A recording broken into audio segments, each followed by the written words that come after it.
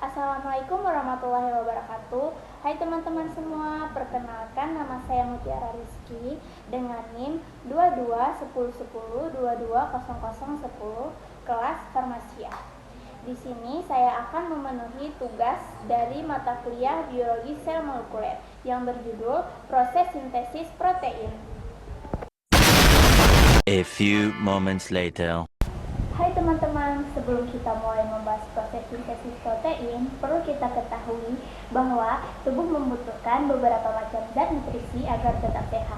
Salah satunya yaitu protein. Sebelumnya, kalian tahu nggak sintesis protein itu apa? Nah, sintesis protein itu adalah proses terbentuknya protein dalam tubuh kita. Teman-teman, ada 3 proses tahapan sintesis protein. Yang pertama replikasi, yang kedua transkripsi, dan translasi. Nah, dalam proses replikasi DNA membuat banyak salinan dirinya sendiri. Ini adalah polimerasi biologis yang berlangsung dalam urutan inisiasi, pemanjangan, dan terminasi. Ini adalah reaksi yang dikatalisis oleh enzim. DNA polimerasi merupakan enzim utama dalam proses replikasi. Nah, seperti video di samping, dapat kita ketahui bahwa struktur DNA berupa double helix yang terdiri dari 2 rantai untai polimer DNA yang saling berpasangan. Nah, dalam berpasangan, adenin berpasangan dengan timin, sedangkan guanin berpasangan dengan sitosin. Selanjutnya, adapun terbentuknya pasangan tersebut dikarenakan adanya ikatan nitrogen antara kedua jenis basa. Mengetahui basa dan pasangan basa DNA ini sangat penting dipelajari bagaimana DNA diduplikasi atau digandakan. Bisa kita lihat dari video sebelah, ini adalah proses penggandaan atau menduplikasi yang dilakukan oleh DNA helix. Nah, selanjutnya kita memasuki tahap yang kedua, yaitu transkripsi. Sebelumnya, kita harus tahu dulu nih, apa itu transkripsi. Transkripsi DNA adalah proses di mana informasi genetik yang terkandung dalam DNA ditulis ulang menjadi messenger RNA atau mRNA oleh RNA polimerase. Transkripsi terjadi di dalam nukleus. Ada 3 tahapan yang terjadi di dalam transkripsi, yaitu inisiasi, elongasi, dan terminasi. Saat terjadi proses transkripsi DNA, yang terkandung di dalam nukleus akan dihampiri oleh RNA polimerase. Inisiasi terjadi saat RNA polimerase melekat pada daerah promotor gen. Pada saat itu, RNA polimerase akan mulai membentuk mRNA melalui cetakan DNA template. Poin yang harus diingat dari transkripsi adalah adenin pada DNA akan berpasangan dengan urasil pada mRNA, timin DNA akan berpasangan dengan adenin pada mRNA, guanin pada DNA akan berpasangan dengan sitosin pada mRNA. Kemudian sitosin pada DNA akan berpasangan dengan guanin pada mRNA. Kemudian polimer akan mengarah pembahasan dari arah 5 ke 3. Proses ini dinamakan sebagai elongasi. Transkripsi akan berakhir saat RNA polimerasi sampai pada daerah terminator. Nah, mRNA yang telah terbentuk mengandung 3 basa nitrogen yang dikenal dengan kodon. Selanjutnya, mRNA atau yang dikenal sebagai kodon tadi akan meninggalkan nukleus melalui pori-pori nukleus menuju sitoplasma untuk memulai translasi. Nah, tahapan yang terakhir yaitu translasi.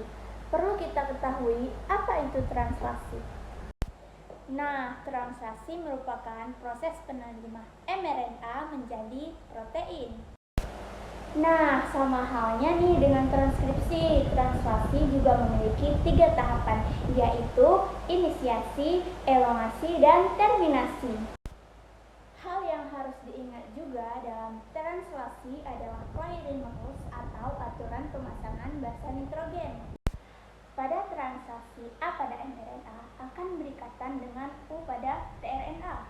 U pada mRNA akan berikatan dengan A pada tRNA. G pada mRNA akan berikatan dengan C pada tRNA. Dan C pada mRNA akan berikatan dengan G pada tRNA. mRNA ini berperan sebagai cetakan untuk pembuatan protein. Sebagaimana kita ketahui, mRNA mengandung urutan 3 jenis basa nitrogen yang disebut kodon.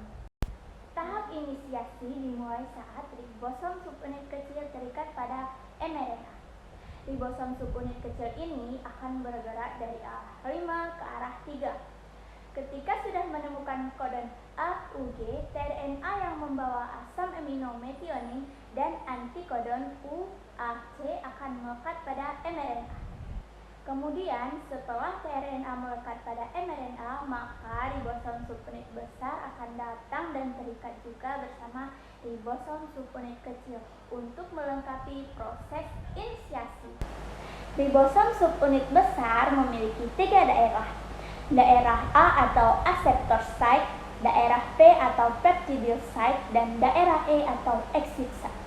Saat terjadi proses elongasi, asam amino yang lain akan dibawa pada rantai mRNA oleh RNA transfer dengan membawa antikodon. Untuk dapat mengetahui jenis asam amino apa yang mengandung kodon, maka dapat dilihat pada tabel triple kodon. Misal, jika pada mRNA kodon AUG, maka asam amino yang terbentuk adalah metionin. Begitulah seterusnya. Selanjutnya, asam amino yang baru ini akan memasuki daerah A. Lalu, ikatan peptida akan terbentuk di antara kedua asam amino pada daerah P. Saat itu, ribosom akan berpindah ke triple kodon lain yang ada di mRNA, sehingga tRNA yang sudah melepas asam aminonya akan berada di daerah E dan bersiap untuk keluar. Kemudian, daerah A bersiap untuk ditempati tRNA yang baru. Siklus ini akan terus berulang sampai pada tahap terminasi. Terminasi terjadi ketika salah satu dari 3 stop kodon berada di daerah A. Kodon ini dikenal oleh protein yang dikenal sebagai release factor. Saat release factor memasuki daerah A, secara otomatis polipeptida akan rilis dari ribosom. Dan ribosom pun akan terpisah dan bersiap untuk melakukan translasi yang baru. Nah, polipeptida inilah yang dikenal sebagai protein.